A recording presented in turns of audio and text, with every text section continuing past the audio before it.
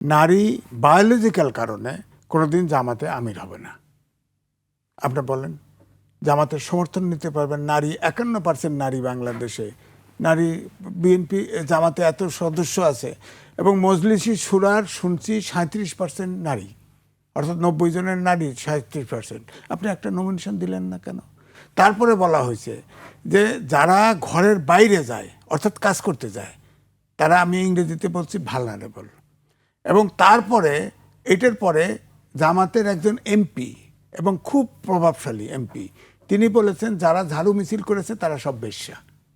কথাটা মিলল? অনুরূপ কথা তো হলো।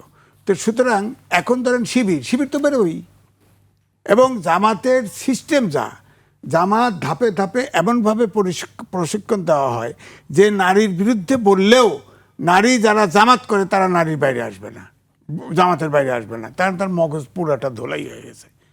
তারা পৃথিবীতে নাই, তারা জামাতের মধ্যে আছে। সুতরাং এটা তো বিবেচনার বিষয় না।